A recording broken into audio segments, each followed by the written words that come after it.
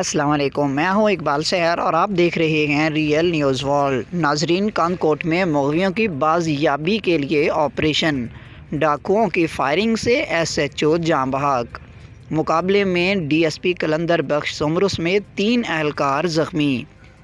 Media ذرائع کے مطابق کانکوٹ کشمور کے علاقے درانی مہر کے کچے میں مغویوں کی بازیابی کے لیے کیے گئے پولیس آپریشن کے دوران پولیس کی بختر بند گاڑی پر ڈاکوؤں کی فائرنگ سے S H O Abdullatif Mirani جاں بحق ہو گئے، جبکہ مقابلے میں D S P Qalandar Bakhsh Soomro سمیت 3 اہلکار زخمی ہیں۔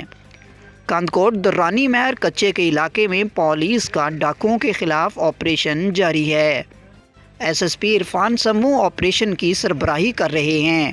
پولیس کی بھاری نفری آپریشن میں شریک ہے۔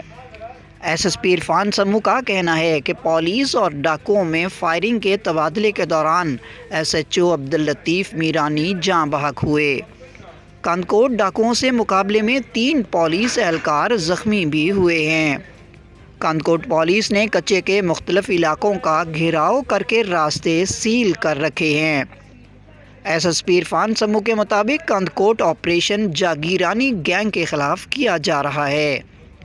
ایس پی عرفان سمو کا یہ بھی کہنا ہے کہ کانکوٹ مقابلے کے دوران 5 ڈاکو ہلاک ہونے کی اطلاعات ہیں اور علاقے میں شدید فائرنگ کا سلسلہ جاری ہے، جس کی وجہ سے علاقے میں خوف و ہراس ہے اور عام لوگ گھروں تک محدود ہو کر رہ گئے ہیں۔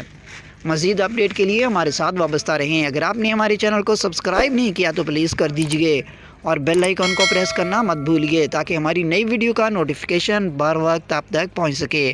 کامنٹ باکس میں اپنے خیالات کا اظہار کیجئے۔ اللہ حافظ۔